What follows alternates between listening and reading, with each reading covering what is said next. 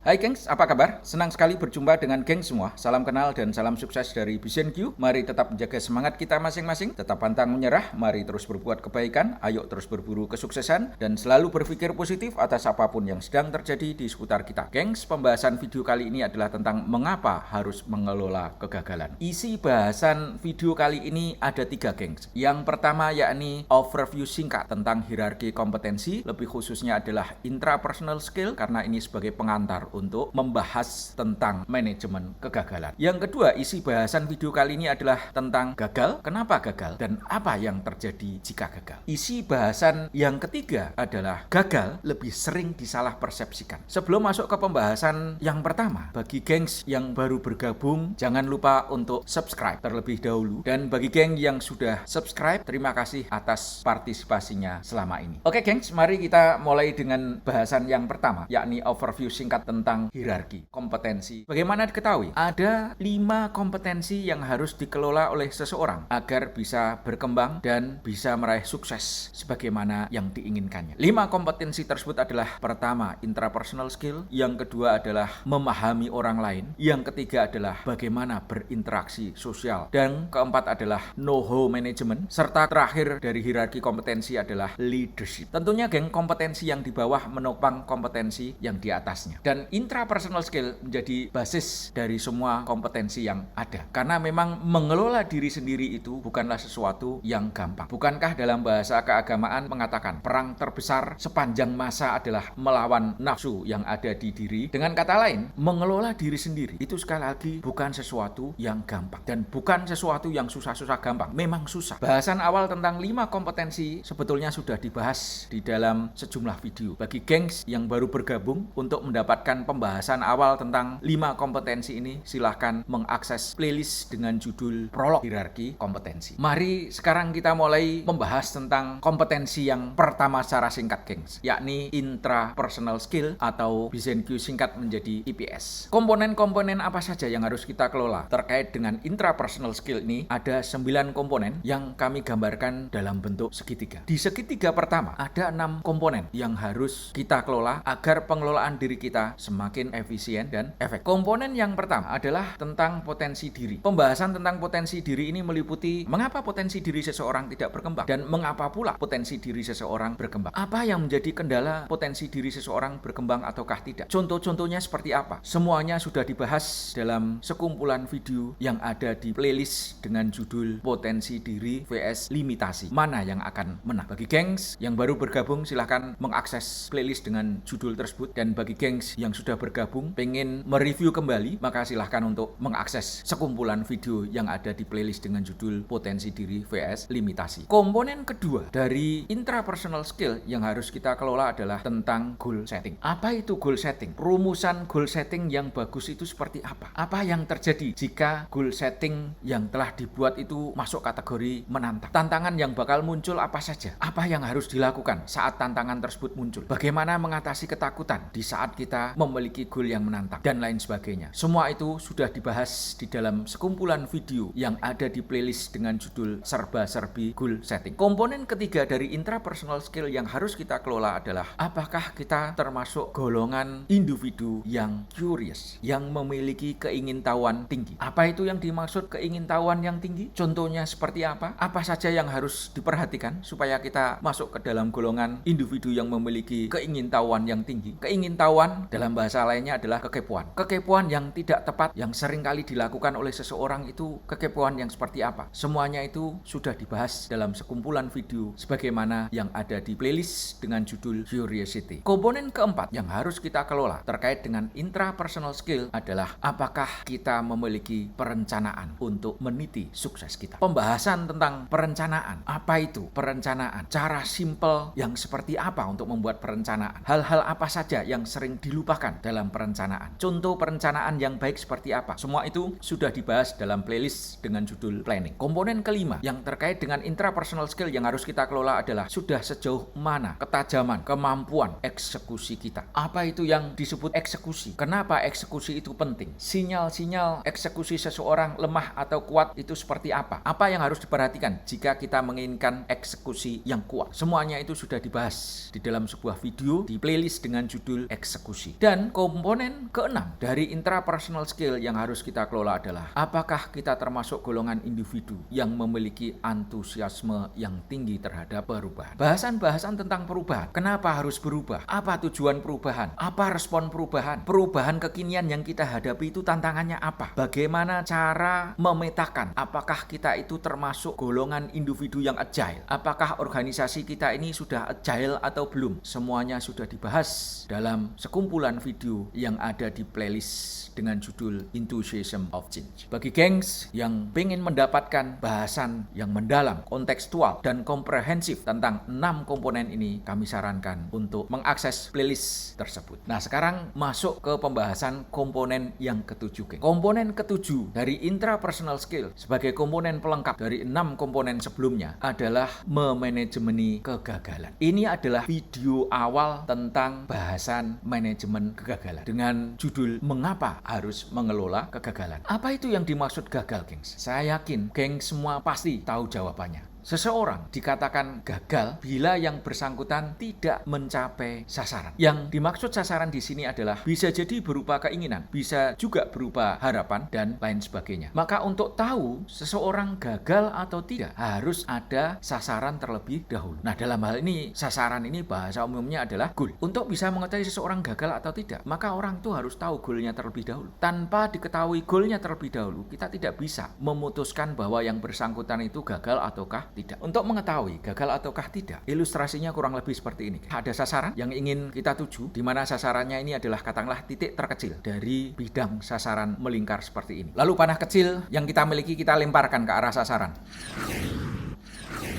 Ternyata lemparan yang pertama ini tidak mencapai sasaran. Lalu kita lempar yang kedua dengan sudut yang berbeda.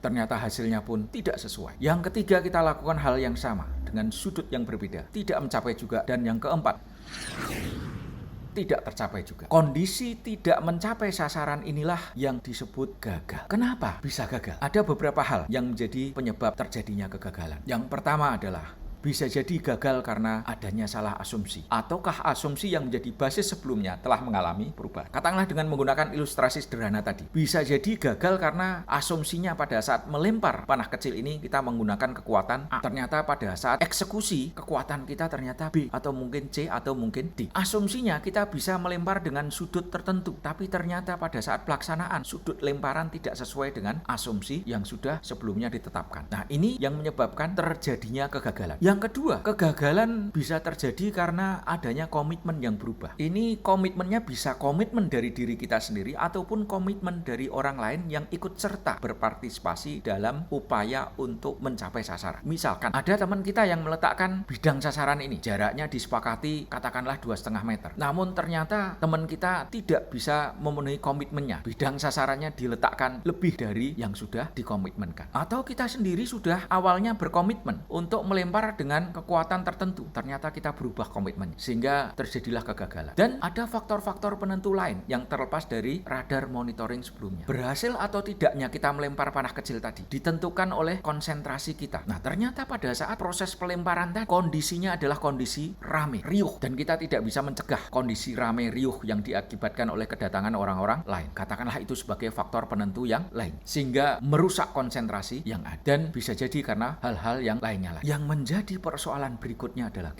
apa yang terjadi jika kondisi gagal ini berlangsung. Kalau kondisinya kita sesuaikan dengan ilustrasi tadi, maka bisa dikatakan kita gagal 4 kali lemparan. Nah, pada saat kita gagal 4 kali lemparan itu pasti kita merasa tidak nyaman. Bisa jadi di titik tertentu kita mengalami kesedihan. Nah, apa yang selanjutnya terjadi? Yang selanjutnya terjadi adalah munculnya apa yang saya sebut judgment time. Momen menghakimi di sini ada dua, yakni ada penghakiman internal dan ada penghakiman eksternal. Bentuk-bentuk penghakimannya sangat tidak mengenakan. Pada saat kita gagal, ada banyak kata-kata negatif yang berhamburan dari diri kita sendiri sebagai pihak internal, dan ada banyak pula kata-kata negatif yang berasal dari orang-orang di seputar kita sebagai pihak eksternal. Kata-katanya sangat tidak mengenakan sebagaimana yang terlihat di layar monitor. Kamu bodoh lah, kamu salah lah, kamu tidak hati-hatilah, kamu memang tidak berharga lah, kamu memang orang yang tidak patut untuk disenangi nih karena gagal, kamu memang orang yang tidak bisa dibanggakan lah, kamu ceroboh, kamu memang tak berguna, dan lain sebagainya. Banyak kata-kata negatif yang bermunculan di saat kita gagal. Inilah yang disebut judgment time. Momen-momen penghakiman terjadi di saat kegagalan itu muncul. Nah, geng, dengan demikian kesimpulannya adalah gagal itu adalah bukan merupakan pilihan. Karena begitu gagal, banyak kata-kata negatif berhamburan dari diri kita ataupun dari orang lain. Maka jangan sampai gagal. Karena gagal itu merusak kenyamanan. Gagal itu menimbulkan kesedihan. Apalagi bila ditambah dengan berbagai kalimat negatif, kata-kata negatif yang diarahkan kepada kita yang sedang gagal. Sehingga dengan demikian sangat dimaklumi bagi sebagian kecil orang atau bahkan bagi banyakan orang, gagal itu bukanlah merupakan sebuah pilihan. Gagal itu akhirnya menjadi seolah-olah menjadi monster. Namun demikian, gengs, apakah mungkin kita bisa sepenuhnya menghindari kegagalan? Kan sangat tidak mungkin untuk menghindari kegagalan. Tidak ada satu individu pun bisa terhindar dari kegagalan. Di setiap fase kehidupan kita bakal mengalami kegagalan. Bahkan kegagalan itu adalah merupakan sebuah rutinitas. Maka kegagalan ini harus dikelola, karena kegagalan menimbulkan nuansa haru biru yang luar biasa. Jika tidak dikelola dengan baik, kondisi kita akan semakin terpuruk. Agar kita bisa mengelola kegagalan dengan baik, maka jangan terjebak pada ucapan ataupun keyakinan yang menyatakan bahwa gagal itu adalah merupakan output ataupun hasil. Banyak di antara kita yang meyakini secara sadar ataupun tidak sadar bahwa gagal itu merupakan sebuah hasil dan bukan sebuah proses. Kondisi inilah yang akhirnya membuat seseorang enggan untuk berbuat gagal. Sesuatu yang tak mungkin, bukan? Siapa di antara kita yang bisa menghindar dari kegagalan? Kondisi inilah di mana gagal lebih sering dianggap sebagai hasil dan bukan proses, juga menyebabkan seseorang masuk dalam nuansa haru biru yang berkepanjangan saat kegagalan tersebut terjadi. Gagal memang lebih sering disalah persepsikan. Sekali lagi, gengs, gagal itu bukanlah sebuah hasil, namun merupakan proses. Jangan sekali-sekali menganggap bahwa gagal itu hasil dan bukan proses. Ini yang pertama harus kita pegang terlebih dahulu supaya bisa mengelola kegagalan dengan baik. Sekali lagi, gagal bukanlah merupakan hasil, tapi gagal adalah merupakan sebuah proses. Dengan demikian, kita tidak terlalu risau dengan kegagalan, karena kegagalan itu adalah sebuah proses, sebuah keharusan dalam setiap perjalanan kita untuk menggapai apa yang kita inginkan. Oke, geng, sekian dulu video kali ini. Mari tetap menjaga semangat kita masing-masing, tetap pantang menyerah, mari terus berbuat kebaikan, ayo terus berburu kesuksesan, dan selalu berpikir positif atas apapun yang terjadi di seputar kita. Semoga kita bisa mengelola kegagalan dengan baik, dengan berbekal keyakinan bahwa gagal itu adalah sebuah keharusan, gagal itu bukanlah sebagai hasil, namun sebagai proses. Jangan lupa bagi geng yang belum subscribe, silahkan subscribe, like, comment, and share. Terima kasih, sampai ketemu di seri video berikutnya yang masih tetap membahas tentang manajemen kegagalan dengan sisi yang berbeda.